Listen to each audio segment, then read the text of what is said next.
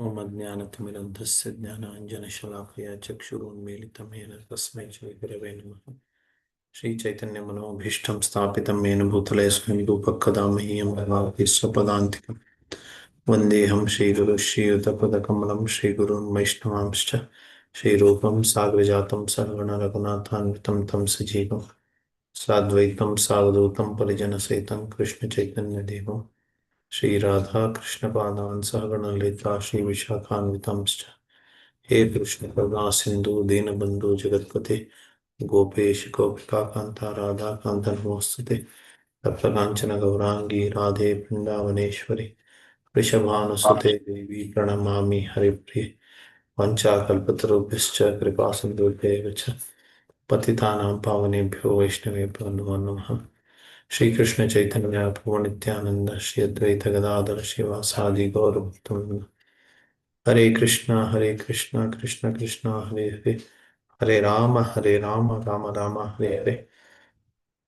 व्याप्तिरस्य निज निज वत्सात् पक्षे सपक्षे स्तुति विवृत्तिश्च विपक्षतोत्त विषये शक्तिर्न वै बाध्यते नैवास्ति प्रतिपक्ष युक्तिरतुलं शुद्धं प्रमाणं समे भूयात् तत्त्वविनिर्णयाय भगवान् आनंदतीर्थो मुनि श्रीमदानंद तीर्थार्य सन्मनस्सरसि भूयि अनुव्याख्यान नलिने चंचरी गति में मुनः सनातनं रूपम इहोपदर्शन आनंद सिंधु परितप्रवर्धयन् अंतस्तमः हरस्सराजतां चैतन्य रूपो विधुरद्भुतोदयः। हरे Krishna. So, welcome to the next section of Vedānta Syamantaka. Next discussion of Vedānta Syamantaka. So, we were discussing about Prakriti. Can anybody recollect what we discussed last?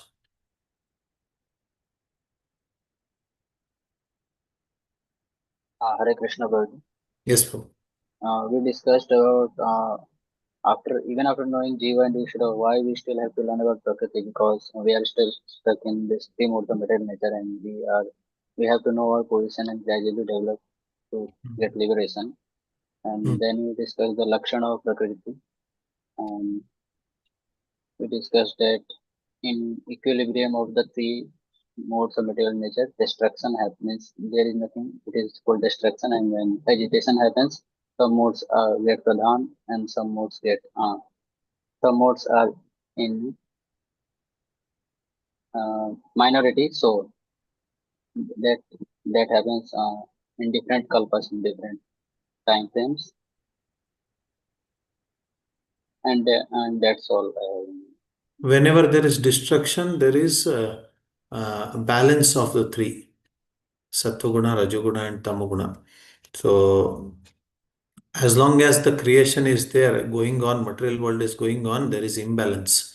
So, one should be afraid whenever there is a balance, because it's what is that? It's a time of destruction, just like kapha with vata and pitta. If there is complete balance of that, there is no life in the body.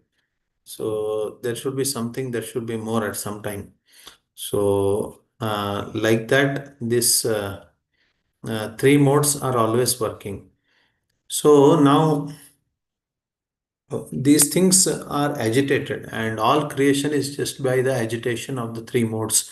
Just like in the lake is still. You throw a stone or something falls in it, the whole thing gets agitated, and then there are waves. So sometimes the waves, what is that? They dash each other, and then the waves double in size. So in this way, the whole thing will set into motion. Similarly, uh, initially there will be something called pradhana. Now this pradhana is set into motion by the agitation of the Supreme Lord, and that is how everything gets formed one after the other. So we'll see the sequence of creation now. The Ahankara, material ego, is a particular transformation within the Mahat Tattva and is the cause of bodily identification in the individual soul. The Ahankara is also threefold, as pertaining to the mode of goodness, passion, and ignorance. And it is respectively called by names such as Vaikarika, Taijasa, and Bhuta. The wise say that the middle one, Taijasa, assists the other two by furthering them. From the Ahankara in the mode of goodness, are manifest the mind and the controlling deities of senses. From the ahankara in the mode of passion are manifest the 10 external sense organs.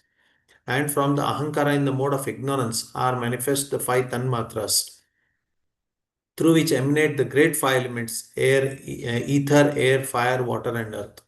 As stated in the Srimad Bhagavatam 11.24.6 to 8, Tato vikurvata jato yo ahankaro vimohana vaikarikastaijasascha tapasaschet aham trivrit तन्मात्रेन्द्रिय मनसां कारणं चित् अचित् मयः अर्थस्तन्मात्रिका जज्ञे तामसात् इन्द्रियाणि च तैजसात् देवता आसन् एकादश च वैकारिकात्. From an adulteration of the Mahat Tattva was produced the Ahankara, which dilutes the living entities. The Ahankara is of 3 kinds in the mode of goodness, passion, and ignorance, comprised of sentient and insentient. The Ahankara is the cause of the Tanmatras, the senses and the mind. From the Ahankara in the mode of ignorance were produced the Tanmatras, from which emanated a substance in the form of 5 material elements. From Ahankara in the mode of passion were manifest the senses, and from Ahankara in the mode of goodness emanated the mind and the 11 deities who preside over the senses. The substance, artha, that emanated from ahankara in the mode of ignorance, tamasat, is characterized by the 5 material elements, the 10 senses. The 10 senses emanated from the ahankara in the mode of passion. The 11 controlling deities and the mind emanated from the ahankara in the mode of goodness. This is the meaning of the verses. It is also said in Srimad Bhagavatam 3.26.23 to 24. महत्तत्वाद् विकुर्वाणात् भगवत् वीर्यचोदितात् क्रियाशक्तिर अहंकारस् त्रिविधः संपद्यत वैकारिकस्तैजसश्च तामसश्चेत्यतो भवः मनसश्चेन्द्रियाणां च भूतानां महतामपि.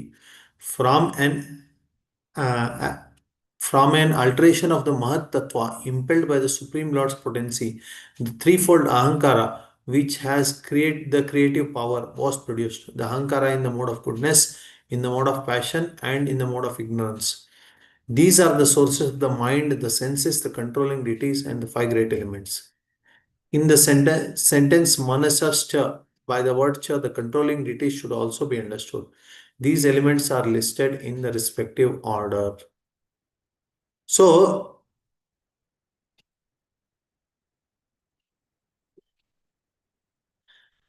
the idea is that everything begins from ahankara, the ego. The whole material existence, the root cause of that material existence is ego. So, this false ego, mithya ahankara, is the one which causes our identity in the material world and which causes our reputation, our continuation of existence in the material world. So, this ahankara is divided into 3 parts as it is explained here. Vaikarika, Taijasa, and Bhuta Ahankara. Bhuta Ahankara is gross material, Taijasa is in passion, and Vaikarika is something which actually transforms into our original position, the superior one. So, in this way, there are 3 levels of Ahankara. So that actually determines where what it is actually. Is it the soul that identifies itself with what is that Supreme Lord, or it identifies with active senses or with dull matter? If the even among the souls there are people who are just in the mode of ignorance, they are just identifying themselves with dull matter. Whereas there are those who are acting for the purpose of senses, for the purpose of satisfaction of the senses primarily. Some are tamasic who are just involved. They are happy in sleeping. They are happy in living in a unclean state. So all these things, they are just identifying themselves with matter. Whereas some are passionate, working hard to satisfy their senses. So those who are working hard to satisfy their senses, they are under this Tejas Ahankara. And there are others where the soul understands that it is working on the level of mind, it is working on the level of intellect, all those subtle things which are not grossly manifest. So whenever the identification is in this state, that is when he is under the control of Vaikarika Ahankara. So in this way, there are different manifestations of ego. Now from Ahankara, the Tanmatras are originated. What are Tanmatras? Tanmatras are basically the sense objects. So the five sense objects are manifested from the Ahankara, the sound, the touch, the form, taste, and smell. These are the first creations of Ahankara. So earlier there is Pradhana, where there is neutral. So that reaches a state called Mahat Tattva, which is going to get transformed into other things. So this when agitated, that agitation first causes Ahankara to be born. Now, this Ahankara generates the five sense objects. It generates sound, it generates touch, it generates form, taste, and smell. So, these are the Tanmatras. Now, once the desire generates for hearing some sound, the touch, the sight of form, then the taste. Now that gives rise to the senses that are necessary to fulfill this. So in that way, the next step, the actual senses come into existence. So this is the krama, this is the sequence in which this uh, process of creation takes place. So Kapila Muni explains this very nicely in chapter 26.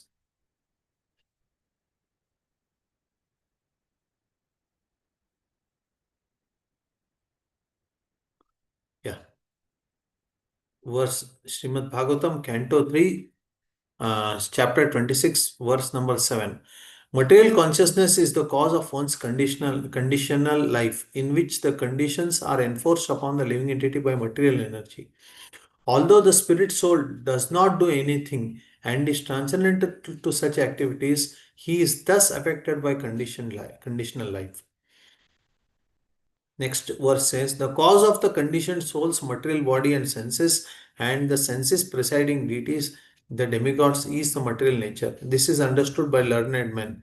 The feelings of happiness and distress of the soul, who is transcendental by nature, are caused by the spirit soul himself. Any other shloka that discusses the same concept? Can somebody recollect? So Bhagavad Gita, Yes, Karya Prabhu. Karan Kartritve. Correct. We discussed that, right? कार्य कारण कर्तृत्वे हेतु प्रकृति रिच्यते पुरुष सुख दुखानाम भोक्तृत्वे हेतु रिच्यते. So everything is happening because of the material. All the changes in the world are happening because of material nature, but the happiness and distress are happening because of the individual's own choice. So this purport Prabhupada very nicely explains in this. He says that once a living entity gets an animal body, then finish. Then he has no decision to make. He just has to live the life. He just has to suffer the sufferings, pains, and enjoy the happinesses of that animal life. However, before that, there is a choice that whether you will live to satisfy your senses or you will work according to the direction of the Lord. That little thought, that little freedom to work according to direction of Lord or live to just satisfy the senses, that little decision making is there in the jiva. But once the decision is made and the body is got, then there is no more freedom. Then it's prakriti uchyate. It's the material nature that acts. So that is what is explained here.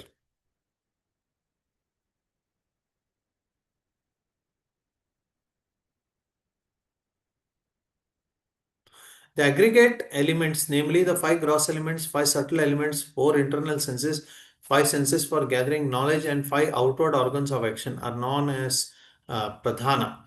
So all these 24 elements together, Sankhya people like to study these 24 elements very much. So five gross elements, the earth, water, fire, air, ether. Then the five tanmatras or the what is that? The sense objects, then the senses, then the four internal senses it is saying, then five action, what is that? Karmendriya or the action performing senses. All this together is known as Pradhana, one entity. Now,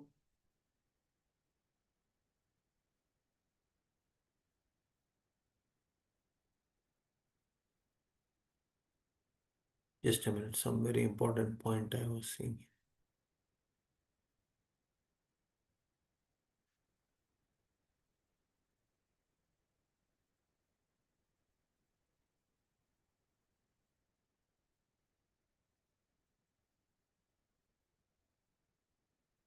Yeah, here it mentions that the material ego springs up from the Mahat Tattva, which is evolved from Lord's own potency. The material ego is endowed predominantly with the active power of three kinds: good, passionate, and ignorant.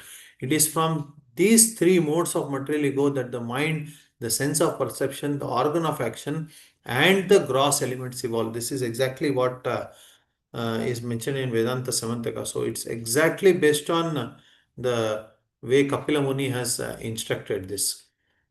So now, till now, we have seen that first the ego is there, then the ego is divided into three, and this gives rise to the sense objects. And the sense objects further give rise to the senses. One thing very important in the contribution of Vedic sciences is that uh, it does not classify the senses as just the gross objects which can be felt and touched. For example, the eyes. So we can touch the eyes, we can touch the ears, but the system, the function of hearing is not just with this physical entity, the eye or the ear. The function of hearing or the function of seeing or the function of touch lies in between. There is some more subtle element which is actually doing this. And that element is having a corresponding deity who is controlling that. Apimani Devata. So, without the existence of these deities, these senses don't function. So, the speciality of Vedas is that it understands this concept the way world is operating. It's a very personalistic one. Each of the senses are controlled by certain deities. Then all the directions are controlled by certain deities. Then there are various things in this world. Everything is controlled by specific deities. It's not that something is I mean, it's all dead around, there is no life there, and everything is happening on its own. It's not like that. So, even in water, there are specific deities. There are so many deities in water, they're different. Maitra Varuna is one. So, there are many like that. So, everywhere we will find living entities. So, when scientists say that we have gone to moon and we have not found anything, so in the glass of water, we see there are deities there we are not able to find. What do you expect that you will see personally somebody there with your telescope or going there? So these are subtle and they are not so easily perceived. They have to be accepted on the authority of Shastras. That is the point here. So that is where we begin about the sense organs. Starting with Chandra, the 14 demigods who preside over the sense organs became manifest from the Ahankara in the mode of goodness. Among them, Chandra, Brahma, Shankara, and Achyuta respectively set into motion the mind, intellect, Ahankara, and consciousness, which causes volition, ascertainment, self conceit, and thought.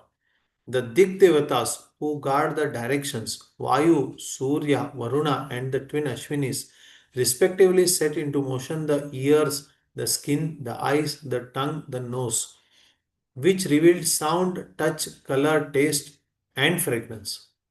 Agni, Indra, Upendra, Yama, and Prajapati respectively set into motion the speech, the hands, the legs, the anus, and the genital, which manifest the acts of speaking, giving, walking, excreting, and feeling pleasure.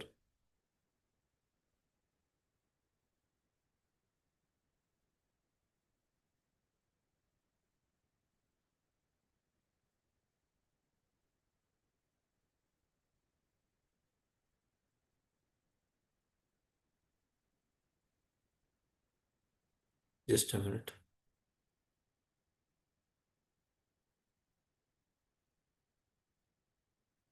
Okay. So,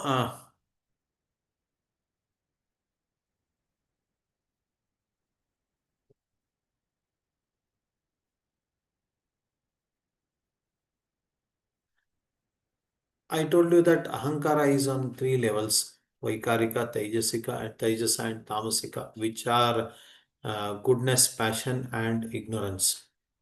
So, from the goodness, ahankara in goodness, the devatas, the deities manifest.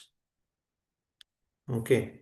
And that is called Vaikarika ahankara. So, from that, the deities who control the senses manifest. So, they are manifest in the goodness. Then from tamasa ahankara or bhuta ahankara, the tanmatras manifest, the sense objects.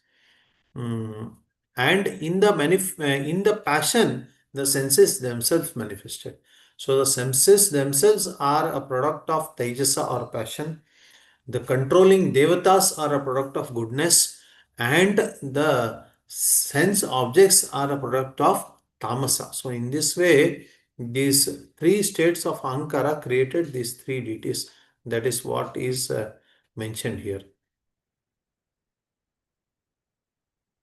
Similarly, mind, intelligence, and ego and consciousness. Okay, so these are the four things, and they are also caused by particular deities. And intelligence is a product of passion, mind is a product of goodness. Just a minute. That's that mentioned.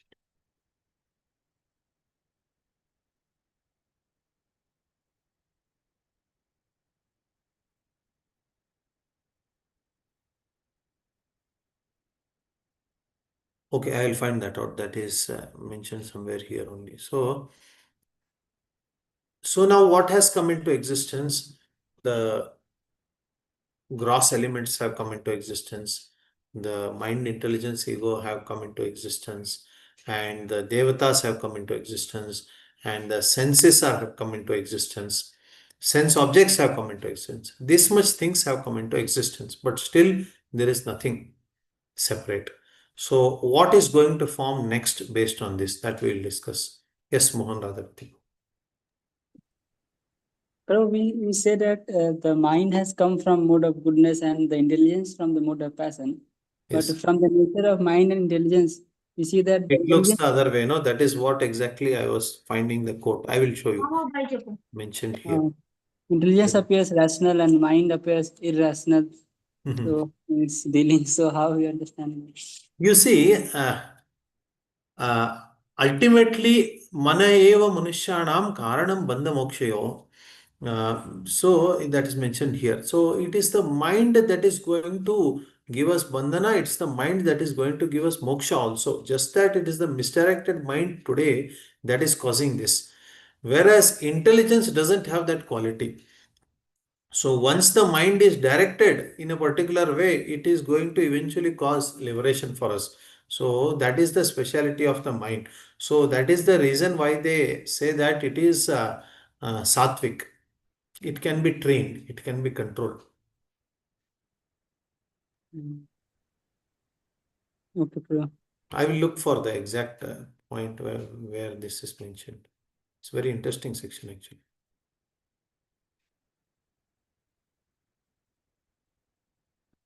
Okay.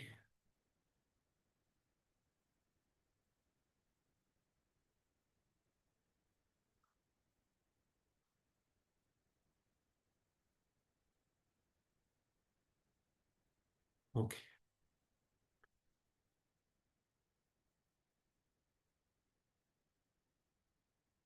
From Ahankara in the mode of goodness are manifest the mind and the controlling deities of the senses. From Ahankara in the mode of passion are manifest the 10 external sense organs. And from Ahankara in the mode of ignorance manifest the 5 tanmatras. Okay. So this much we have already read.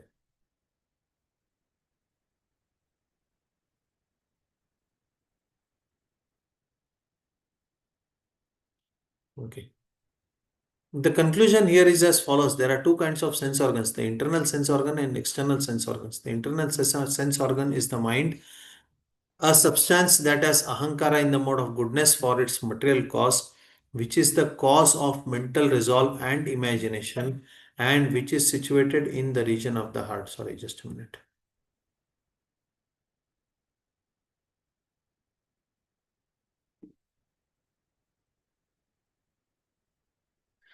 Sometimes, on account of different functions in the form of ascertainment, self conceit, and thinking, the very same mind receives the name buddhi, ahankara, and chitta.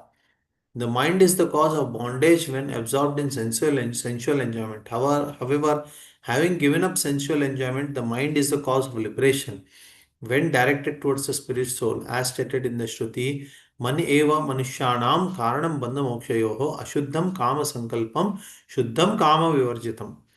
Amrita Bindu Upanishad 1 2. The mind itself is the cause of bondage and liberation for people. As an impure mind wishes desirable material objects, a pure mind is free from such desires. Thus, it is established that the mind is the sense organ for memory, thought, and so on. We'll read a little bit because it's all connected to one subject only.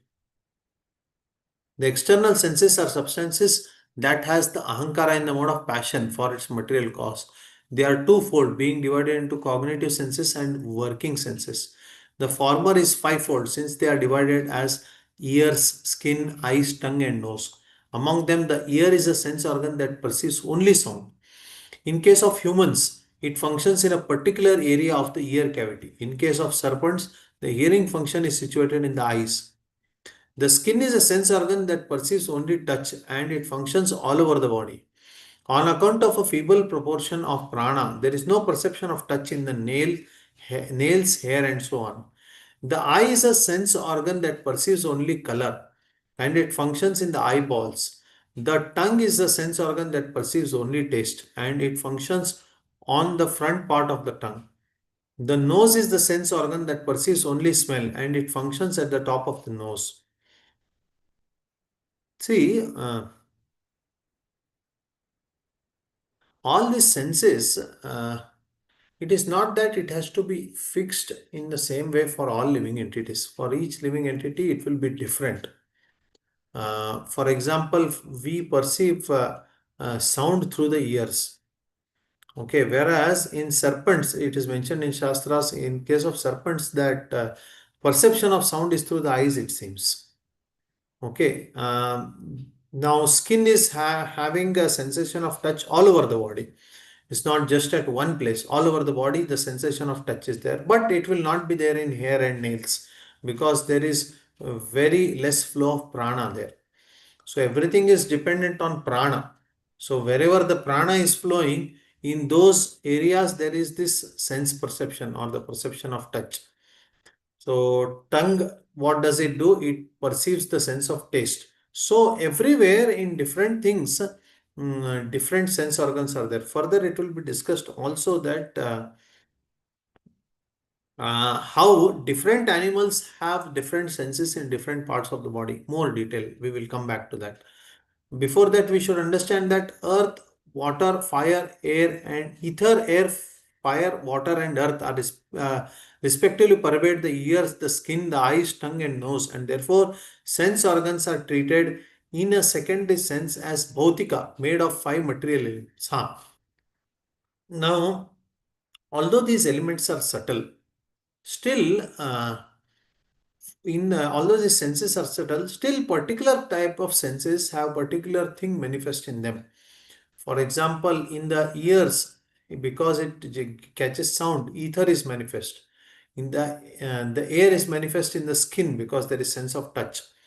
The eyes are from the fire element because it is used to see the form. Similarly, water element is in the tongue, which is helping us to see the taste, and earth is manifest in the nose element, and therefore they are that becomes gross material. The senses take a gross material shape because they are responding to so that particular tanmatra or sense perception. Here in Chandokopanishad, Shvetaketu, his father Uddalaka tells to him, Dear Shvetaketu, the mind is made of earth, prana is made of water, and speech is made of fire. So, how is mind made of earth? One can say, because earth is gross and mind is subtle. So, if you see, if you are fasting on Ekadashi, there is Nirjal Ekadashi, or some other time when we are fasting Nirjal, that time we are taking rest or something like that, no energy. When you ask somebody a question, the mind doesn't work. We are not able to answer their question, the mind doesn't work. Only when we have some prasad, at that time we will be able to, now we got some energy, we are able to respond to them. Because the mind is made of earth, and earth comes through grains. That supply of grains is not there, so that is making the mind weak and it's not allowing to work. So directly we may not understand how mind is made of earth, but actually we can see the effect in this way.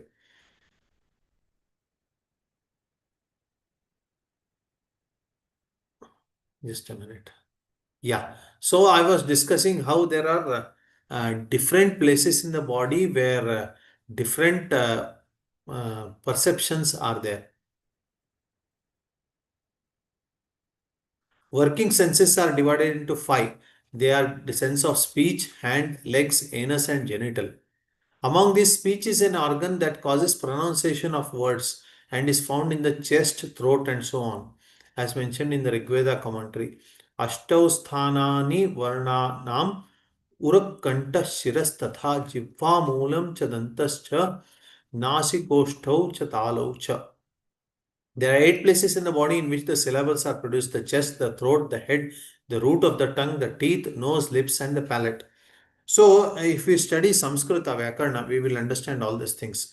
That different alphabets are produced from different places of the body. A and A, or Ka, Kha, Ga, Ga, Nga. They are all produced from the Kantha.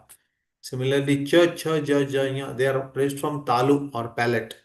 So, Pa, Pa, Ba, Pa, Ma, they are produced from the lips. So, in different places of our body, these different varnas or different sounds are generated. So the birthplace of different all these things is different, but they are all functioning through the mouth, because ultimately talking is happening through the mouth. Since they lack the invisible results of previous activities, the pronunciation of syllables does not exist in beings such as cows and forth.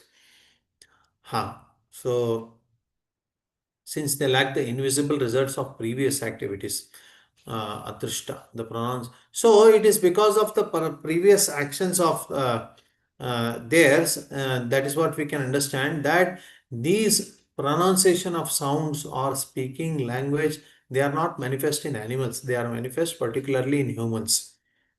The hands are meant act as a means in activities such as handicraft. You want to do something, you want to cook food, you want to stitch, you want to, all these things is possible in the hands. Although animals have 4 limbs, all those 4 limbs are used for locomotion only. But for humans, it is not like that. Humans, two limbs are used for motion and 2 limbs are used for other activities. So that is why this special body is there. So, and even the fingers, they are more developed because they are helpful to grasp certain things, and they are helpful for certain functions.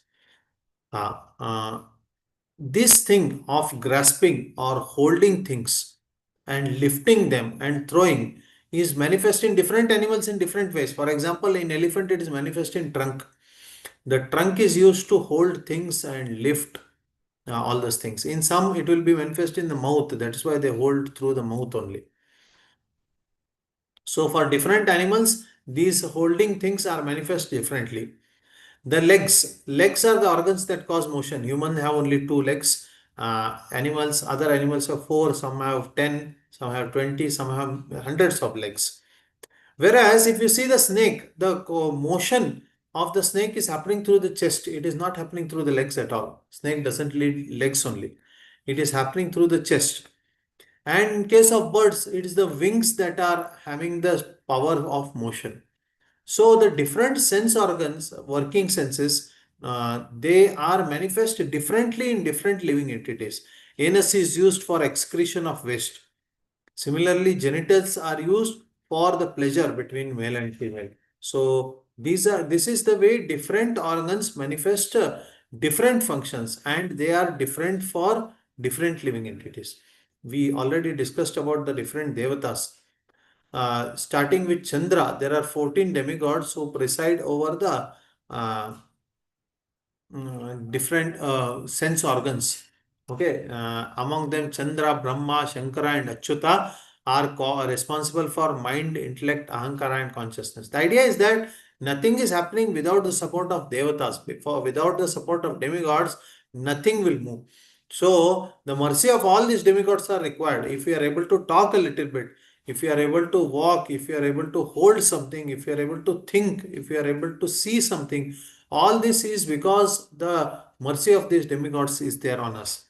So if somebody is not able to see, or if somebody is deaf and not able to hear, then of course it's based on their karmas of past life, but that has manifested in such a way that those organs become weak.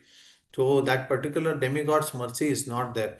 So on them. So considering all these things, we cannot say that we are independent. We are always dependent on higher powers who are always controlling our life, who are always controlling the motion. Similarly, the directions. There are devatas who are in guard of 10 directions. The four main directions, east, west, north, south, then the four directions in the middle, top and bottom. For each of them, there are different devatas. Then there are Vayu, Surya, Varuna, Ashwini Kumaras. They are responsible for ears, skin, eyes, tongue, nose. So overall, all these different Dikpalakas, all these different Devatas, they are responsible for all the actions that is happening. This is the thing that we have to understand. This is one last paragraph I'll read, then we'll see if we have some discussion. The five tanmatras have become manifest within the ahankara in the mode of ignorance. The five great elements are then produced from it. The intermediate transformation between ahankara in the mode of ignorance and five great elements is expressed by the term tanmatra, which is also referred by the word avishesha. It should be understood as being similar to the intermediate stage in the transformation Kalala Parinama of milk into yogurt. The five great elements are called by the word Vishesha. The Tanmatras are the subtle stage and the great elements are the gross stage. So, earth, water, fire, air, ether, these are the elements. Okay, and then there are the senses. We saw which sense is responsible for that. In between this, there is the sense objects. So first the elements are there, then there are objects of the senses. And once the objects of the senses are there, then the exact senses come into manifestation. So this is the way in which this creation happens. Okay. So I was rushing through this because there were not so many things to discuss, although some things were there. So please let me know if there are any questions or anything to elaborate, or you would like to share some points on this before we proceed further.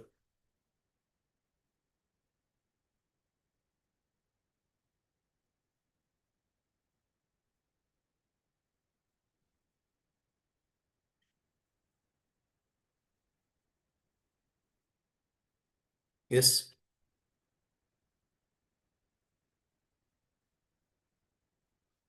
Okay.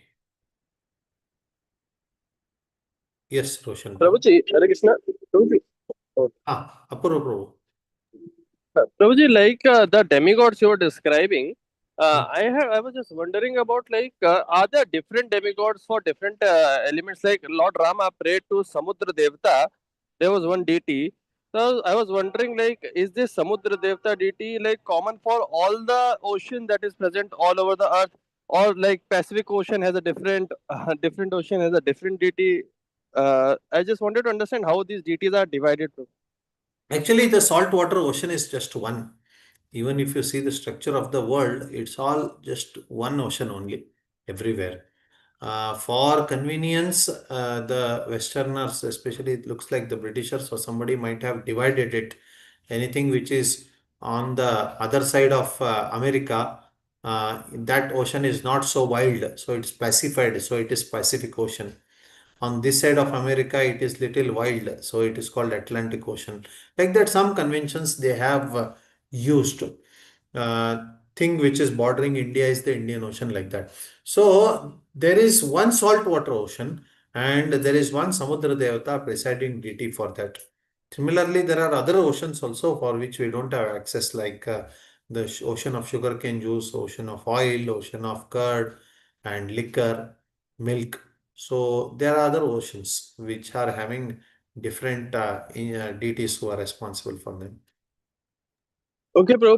So we can say that in whichever universe there is salt water, there is one that same deity there, or for different universes there might be different saltwater oceans also. No, that is So are also a they, position. That is also a position, a upadhi. Just like within our universe, there is Indra and there is Chandra, there is Varuna. There are different demigods who are positioned. Similarly, Samudra Devata is also positioned for this Manvantara in this universe, and that will change.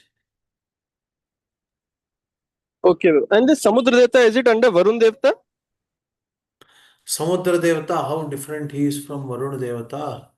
Uh, I also, when I was speaking some 5 minutes ago, I got this question. I will find out and tell you by tomorrow.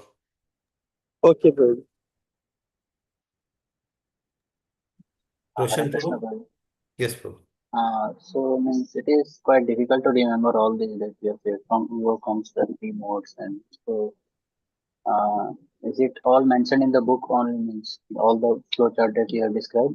Yes, yes, all this I am reading from the book only. So Mhm. all these things are mentioned in the book, no problem. I have to read it many times to remember what from what part. Yeah, yes, it will be good to remember at least the Digpalakas and which who are in charge. It will be good to remember, but even if you don't remember initially, it's okay. Gradually, as we read it more, it will help to remember that. But one thing is, it will at least give a sense of there are controllers at every step. So that information it will give. Okay, okay. So Prabhuji, I have one more question. Hmm. Like in the Vedas, we glorify and worship using the mantras to all these different demigods Hmm.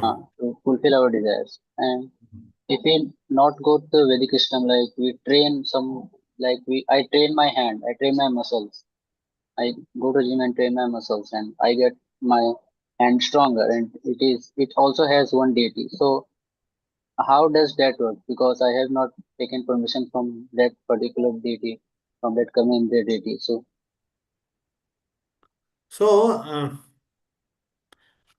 all we can do is just desire the opportunity to train the muscles, the right amount of food that is going within to make them strong, and the strength eventually that is coming out of it. All these things are definitely under full control of the deity only.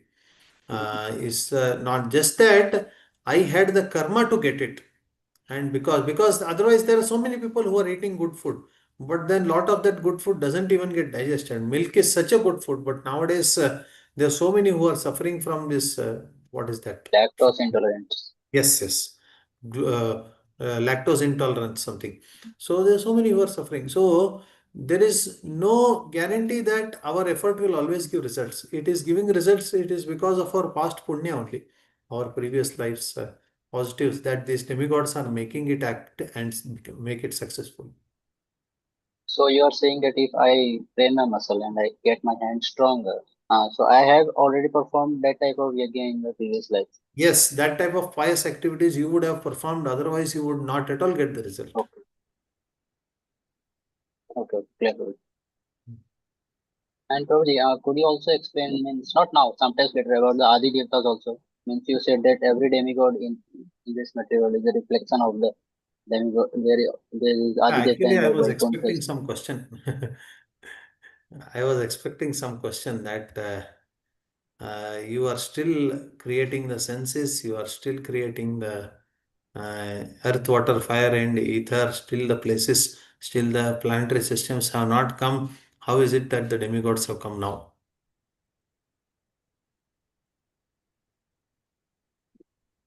You understood that? I thought this Uh, question would come up.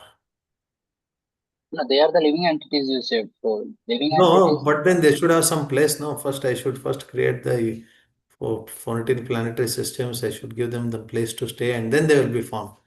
Like human being will be coming later on. No? So like that. So initially in the universe, these mm, they are part of the universal form actually. So they are the different entities who are part of the universal form who are formed initially. And then gradually when the 14 planetary systems come into place, that time these individual devatas are born from Aditi or in this Kalpa and other time from someone else. And then they take charge of the whole thing. But you said that first planetary systems are made. Yes, yes. First planetary systems are made, and then this Kaditi, Kashyapa, or other humans come from Brahma's body, and then through them the devatas are born. So these are Adi Devatas. These are the original demigods which are first created by the Supreme Lord to begin the process. They are more subtle. They are not having this cross body. They are in the subtle form to begin the process of working of the senses, sense objects, the five, what is that, elements. In this way, to begin the work, they have to come. So that Adi Devata, the subtle form, comes into existence. So then after that, some living entities are assigned to those positions. Yes, yes.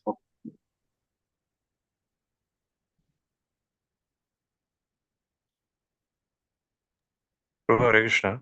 Hare Krishna. Prabhu. Prabhu, this with the soul, it travels for this one. Manasu Buddhi Ahankara, Chitta.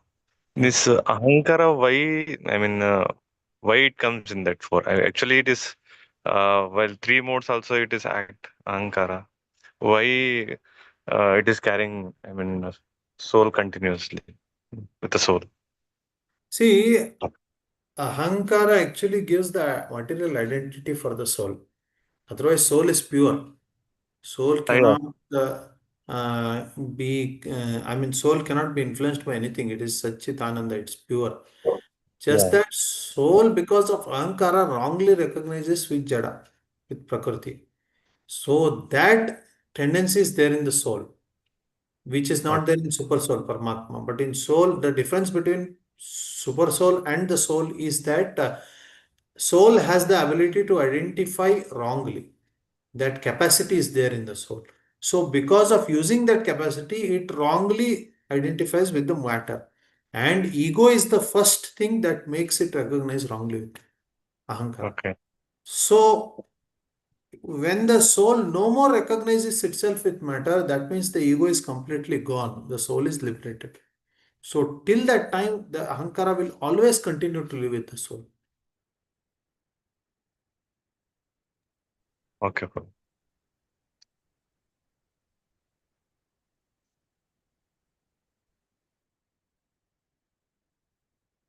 Philosophers describe the manner in which the material elements are produced in various ways. On the basis of the apparent meaning of following Shruti, some says that material elements are produced from material elements. Tasmad va etasmat atmana akasha sambhuta akashat vayuhu Taittiriya Upanishad 2.1. From the Supreme Soul emanated ether, and from the ether was produced air. Similarly, in the Shruti, it is also said, Tad ahu kim tad asit tasmai sa hovacha nasan asan nasad asat iti. Tasmat tamas sanjayate tamaso bhutadir bhutadir akasham akashat vayu agni agner apo adhyam prithvi tadandam sambhavat. Subala Upanishad 2.1. The disciple asked the master, what is that which existed before creation? The master replied, there that is neither gross sat nor subtle asat.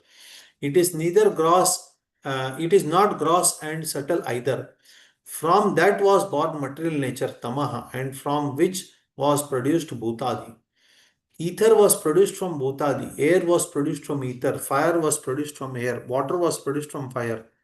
earth was produced from water and the universal egg was produced. Tasmat ahankarat panchatanmatrani tebhyo bhutani. The five tanmatras became manifest from ahankara, and the five great elements became manifest from the tanmatras. Observing this statement, some say that the five tanmatras are produced from ahankara in the mode of ignorance, and that five great elements are produced from tanmatras. Seeing these two Shruti passages, there are others who state that sound, Shabda Tanmatra, emanates from ahankara in the mode of ignorance. Ether emanates from sound, touch emanates from ether, air emanates from touch, color emanates from air, fire emanates from color, taste emanates from fire, water emanates from taste, fragrance emanates from earth, and earth emanates from fragrance. The characteristics of the five great elements are as follows. Okay, this is a different thing. So in Sankhya, this discussion is going on. Okay, so there is one whole section in Brahma Sutra about how these creations happened, what came first and what came afterwards. So, especially with Akasha, in some Upanishads it is directly said that the first thing that was created was Tejas or fire. Elsewhere it is said that Akasha was the first thing that was created. So has Akasha been created or no? Basically, it's one thing that the whole spiritual sky is called Avyakruta Akasha. And in that spiritual sky, a certain area started becoming designated as Bhutakasha or material world. So that is why there is, the Vedantins argue that there is no separate creation of Akasha. It is demarcation of the spiritual sky as the material space. So that process of demarcation is what is called the creation of Akasha. And from that, because that Avyakrita Akasha had Vayu also, that Vayu, the demarcated Vayu, became the Vayu of the material world. So then Tejas started. So in this way, they do Samanvaya. They explain how these things happen. So then gradually from this, what happens is the uh, universe was produced, and from there the Tanmatras became manifest. So this thing, so there is no contradiction in the Shruti passages here. It's just that it is explained in a different way. Means from the spiritual, the material sky is derived, and then each of the elements are formed, and the what is that? The tanmatras and its associated indriyas, the sense objects and their associated senses are formed in sequence. So it just gives the details of how these things are formed. Okay. Now, each of these elements, they have their lakshana also. Asparshavatvam sati vishishta shabdat dharatvam akasham. I will slightly zoom it. Asparshatvam sati vishishta shabdadharatvam akasham. So sky is something which doesn't have taste, which doesn't have touch. Okay, and it has a special quality called sound. Sound is a special quality of the sky. It has only one quality, that is sound. Nothing else is there in sky. विशिष्ट स्पर्शत्वं स्पर्शत्वे सति रूपशून्यत्वम् अनुष्णाशीत स्पर्शत्वं सति गंधशून्यत्वं च वायुम. So air is having a quality of touch, whereas it doesn't have the quality of form, nor does it recognize whether it is hot, cold, nor does it recognize fragrance. These things the air doesn't recognize. Sometimes you may feel that air is blowing fragrant. Somebody uses this scent nowadays, or traditionally they were wearing garlands, all these things. The smell would come naturally. So that is because there is a mixture. There is a mixture of earthly element in the air. Air in itself doesn't have any smell, nor does it have any form, nor does it have any heat or cold. So that is the characteristic of air. I will just read about the characteristics of others, then I will take questions. Fire is characterized by the quality of hot touch or bright color. There are two things in fire. One is hot touch, you touch, you will get the heat, and then bright color is there. Two things are there. Water, on the contrary, has cool touch. Okay, and it has one special quality, taste. What is not in water is fragrance. Fragrance is not there in water. It is just the taste and cool touch. Earth is characterized by the quality of fragrance, Gandhavati Prithvi. So it is having the quality of fragrance. Since the five material elements are combined together, the ascertainment of sound, touch, color, taste, and fragrance within all elements is not impossible. Their combination should be understood as follows. Having also created the five great material elements, Lord Hari, the Lord of everything, divided each of them into two equal parts. Again, divided each part in one of these groups of five into four equal parts. He then united each of them into other groups of five, except for the respective large portion of these quarters. Okay. Having divided the five elements into two parts, the Supreme Lord then further divided those halves, and joining them with other halves, he observed that combination of five great elements. Wait, I will explain you what this is. So initially it appears a little confusing. There is an image. Yes. Just a minute.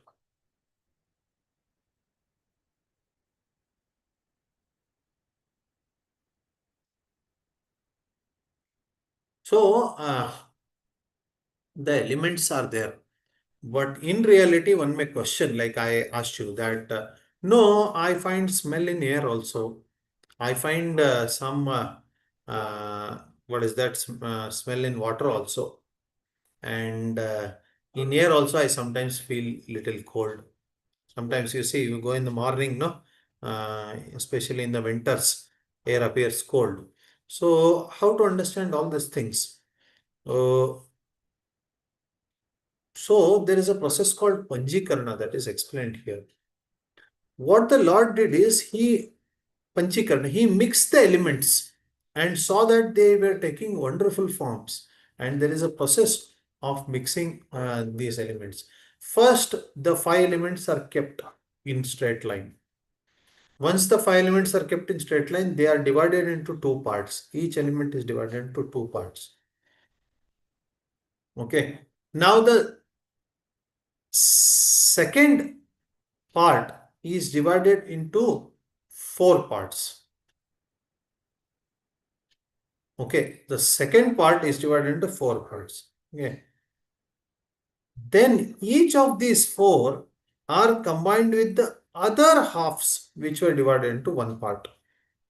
Earth, water, fire, air, ether. Assume that they are like this. I divide each of them into half. The second part I divide into four parts. Each of these four I mix with the other four. Similarly, this four I mix with the other four. This four I mix with the half of others. In this way, there is a process called Panchikarna, and through this Panchikarna, the different elements came into existence, and that is when the air started having fragrance, or what is that? The Akasha started having cool touch, and water started having hot touch. All those things, because of this mixing, when water mixes with fire, it becomes hot. Otherwise, naturally, water is not hot. So, in this way, these modifications started coming by the process of Panchikarna. So, the idea is that what we see in the world, we don't see the pure senses. We see the we don't see the pure elements. We see the combination of these different elements that are there. So now, when the Lord started seeing wonderful outcomes of these combinations, what did he do next? That we'll discuss. Before that, are there any questions you can ask?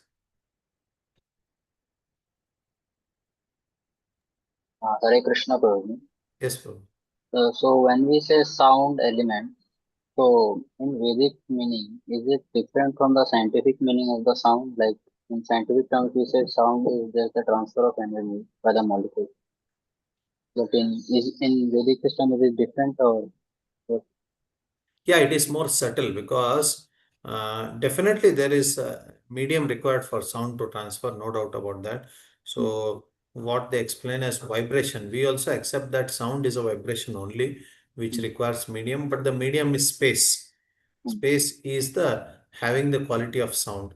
So that is the Vedic understanding. So this sound can be gross, it can be subtle also. For example, the Vedic sound vibrations which are received in parampara from the Guru parampara. It is not the same as I shout from here and the person there hears it. It is through the ear it has been transmitted over generations. So that is also a part of the sound. So sound can manifest in different forms. That is the idea. And Prabhuji, all these lakshanas, all the meanings of these words, are they described in Nirukti? Prabhupada has quote somewhere in the Bhagavad Gita that Nirukti, the Vedic course. So does that dictionary give the lakshanas of all this? You mean to say the Lakshanas in Prabhupada's purports, is it? No, I meant to say means if there is things, some things are written in Vedas, and we want to find the lakshanas of these things, like the sound you said. I want to find the lakshana of the sound. So, do I have to refer the nirukti or what do I have to refer? So if you refer to the Nirukti, it may differ also because all the Niruktis, there are many of them, and all of them may not be given by Vaishnava Acharyas. But most of these things are generally found in Brahma Sutra Bhashya of different Acharyas. So that is where Brahma Sutra we have to refer to for this. Okay. Okay. Any other questions? Anybody has?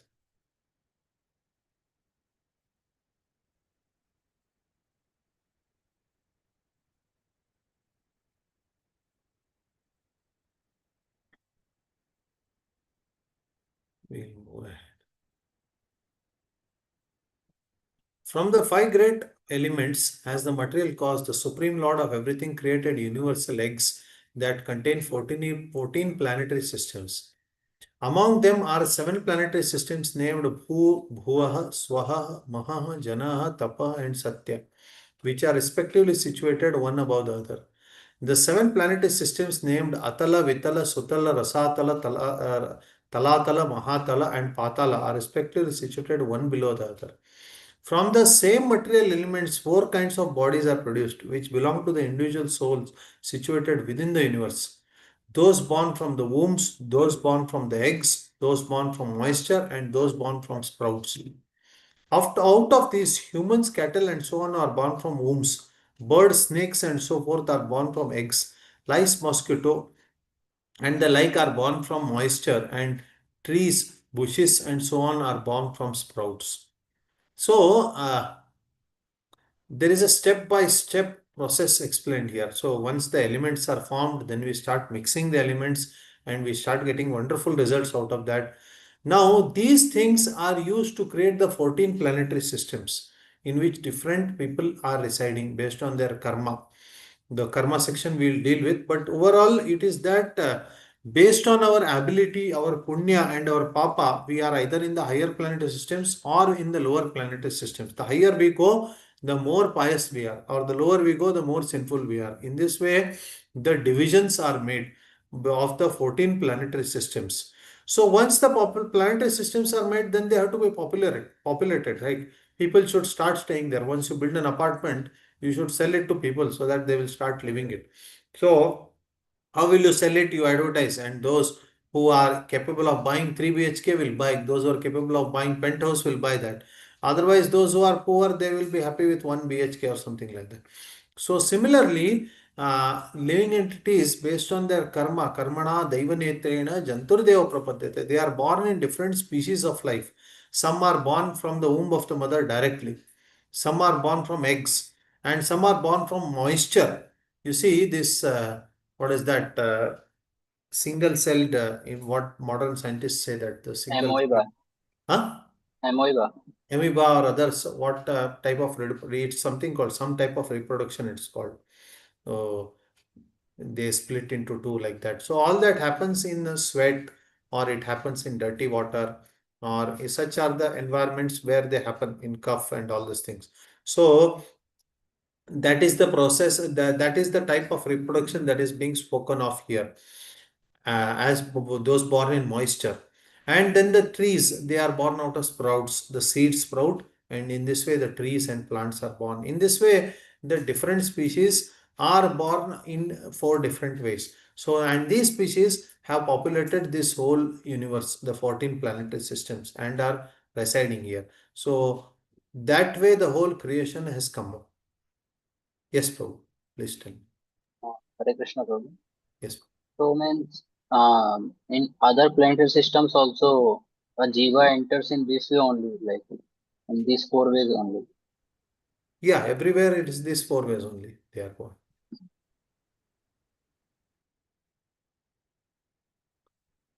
Okay. Anything else to add to this?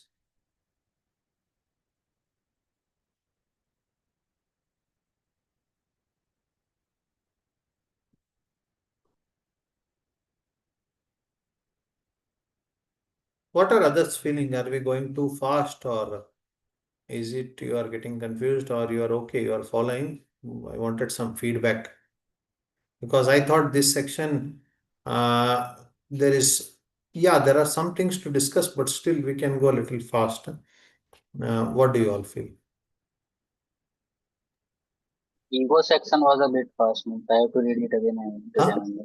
Ego section, the division of ego, that was a That's bit right. fast. Okay. Others, what do others feel? Mohan Adapti Prabhu, Dharmeshwar Prabhu, Aburu Damodar Prabhu, Guru Bhakt Prabhu. It's fine, Proji, for me at least. Who is Zoom user? Can I know, Prabhu, your name? Sorry, Proji, you're asking me? No, no, no. There is a Prabhuji with name Zoom user. I Okay. wanted to know.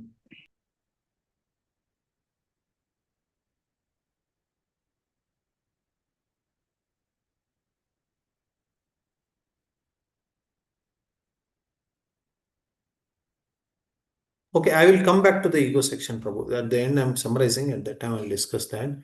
This last Proji, one, one question. take up. Yes, yes. Proji, we have Adhisthana Devata for different aspects. And in our body also we have mind. For the mind, there is a Adhisthana Devata. Yes. And similarly, for like Buddhi and Ahankar, something like that. Do any Adhisthana Devatas are there? And Yes, it is also there. Here it is discussed. No? Just a minute.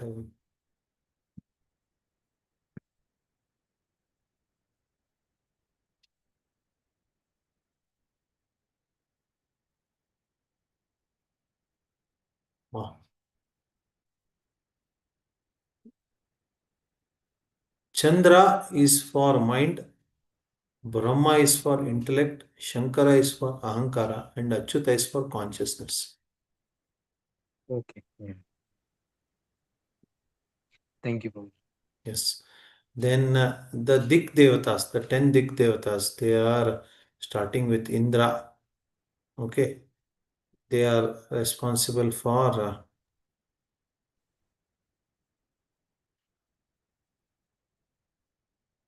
ear, skin, eyes, tongue, and nose, which reveal sound, touch, color, taste, and fragrance.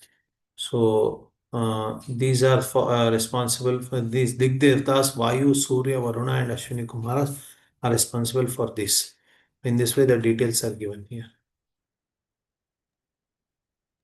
Prabhuji, Yes, yes. these Prabhuji primordial demigods, are they eternal? Do they live in Vaikuntha? In Vaikuntha, Adi Devatas are different. They are definitely there, but these are actually created by the Lord initially to begin the process of creation, and then they take a proper formal form. Once, this is what I have understood when I studied this. Once they once those demigods are born from their mother's womb, then they take a proper form. Otherwise, they are in initial subtle state to just to accelerate. So, Yes. Prabhuji, like, how did they offer prayers to Lord? So, like in the Bhagavatam, I read, they are offering prayers to the Lord. So that means they had their personal form exhibited, and they were confused about the creation, right? Which canto it is mentioned about? Exactly, but let me tell you the shloka chapter. Uh, It is in third canto, Prabhuji. Third canto. Hmm. Uh, I had asked once questions also. I'll tell you the prayers by demigods. I think that was a chapter name. I'll tell you 1 second. I'll tell you that also where it was given.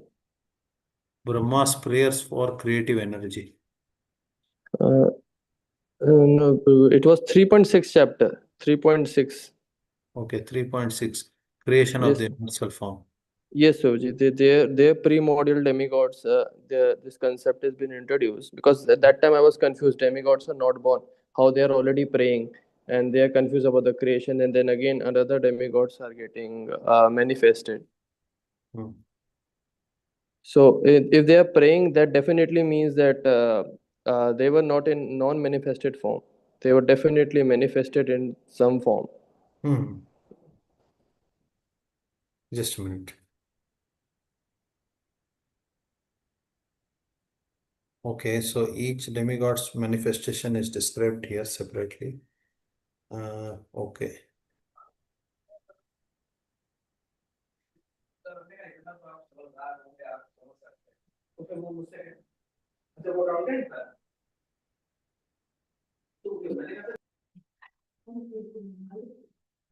The demigods qualified by the super excellent quality of the mode of goodness are situated in heavenly planets, whereas the human beings are this. Okay. Hmm.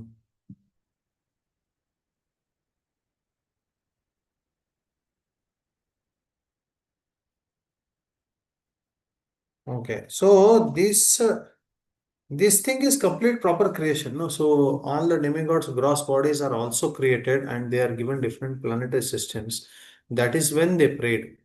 So this is the whole process that is complete, and then they are praying. That is Yeah, when so actually, Roger, it was 3.5, and I like said 3.6. So that chapter is specifically tells that the pre-model demigods were created, and then they were praying. So I got confused that they are the first in the creation, and somehow, in my understanding, probably, is it like that? There's one universal Indra who would be giving, empowering all the living entities in different universes who are no, that Indras. is different. That universal Indra is Supreme Lord Vishnu only, who is actually Okay. empowering this. So he is Supreme Lord only. That is different. But even in the beginning of creation, when still elements have not been completely created, they are still in the what is that incubation mode. At that time, also some demigods are assigned, and they are subtle.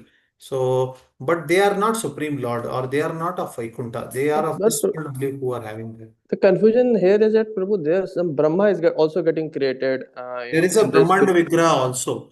Even in the Yeah. initial stage, the Supreme Lord creates a Brahmanda Vigraha of Brahma. And then later on, when the 14 planetary systems are formed, that is when the actual Chaturmukha Brahma is born out of the Supreme Lord, and he is continues from there. He And continues creation of progeny only from there. so that Brahma is empowering other Brahma. Can we say like that, or like his I function is mean, altogether different? that will take a formal body. This is what I could understand. That. And but Prabhu, see, na, in shloka number 3.5.38, it is Hmm. clearly mentioned that these demigods are confused about how they should go about in creation, and then they are praying to a supreme Lord, and then they're chanting some very beautiful prayers. So in that is not making me understand that how, if they are not manifested, how they can pray, how they can ask for the duties to the supreme Lord. And then if they have some duties, they cannot go away just after creating, after the universe is created. So somehow I understood that maybe there would be some Indra who is empowering another Indra, or all over the universe like that. But altogether that might be wrong. But this is, I'm sure that they are already manifesting, and they are praying with their mind, senses, and everything. So this Hmm. is confusing me, bro. No, the previous verse clearly tells that they are entrusted by the Supreme Lord with the responsibility of creation. Okay. So that is when they already have the responsibility, they have begun their work. Just that they might not have got a gross body still, which is manifest from their mothers, like Aditi gives a gross body for them. So that is something we could understand from it. And Prabhu, one more confusion is that are they only creating for this 14 planetary system, or their creation is subjected to all the different universes which are No, no, about no. to It's be only created? specific. There is no mention about other universes here at all. So it's specifically for this planetary systems only. Okay, Prabhu. But still, Prabhu, it is little bit difficult to Yeah, yeah. grasp. These things he himself mentions. No, Maitreya Muni himself mentions that based on my intelligence only, I am able to narrate it. I myself, if you see at the end of this chapter, you will find that end of next chapter, he'll say based on my ability only, I am not. It's not clear. For example, there can be so many questions that you are speaking of beginning of creation, but then in the day of Brahma, 14 manvantras, 14 manvantras, each manvantara will have a different demigod. So, who is that demigod in connection with each of these? So, these confusions are there definitely. But one thing is that in the universal form, what I could understand is that in the universal form, these exist, and that takes a formal body in each manvantara and separately perform their actions, their duties. Only Prabhuji, that another question would arise, if they are living entities, who would get the opportunity to perform these kinds of duties? So I was wondering that are there certain eternal demigods that are already existing in the Vaikuntha Lok, or some living entities, the Lord give them the opportunity, because somehow they are even starting their work before Brahma himself. So there might be some very pious souls or some liberated souls. So how do we understand this Could thing? be, could be, could be. I will check on this, Prabhuji. I will check on this, and we will.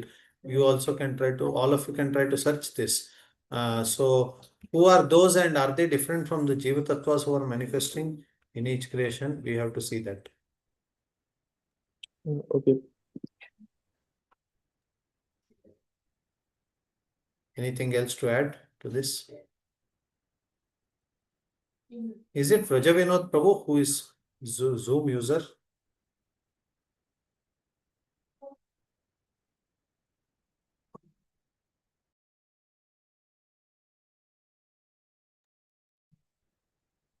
Okay.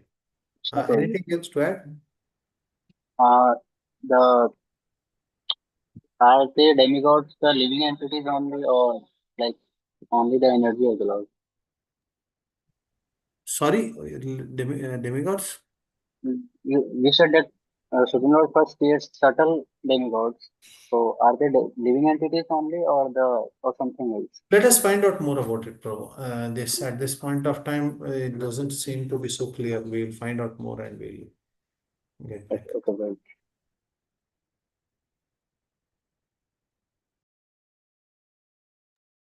So, okay, then we will close for today. Again, tomorrow we'll continue. Thank you, Vancha Kalpatarubhescha, Kripa Sindhubhyevacha, Patitanam Pavanebhyo, Vaishnavebhyo Namo Namaha. Shri Radha Damodar Goswami की जय, श्री बलदेव विद्याभूषण की जय, श्रील प्रभुपाद की जय, गौर प्रेमानंद देव। Thank you.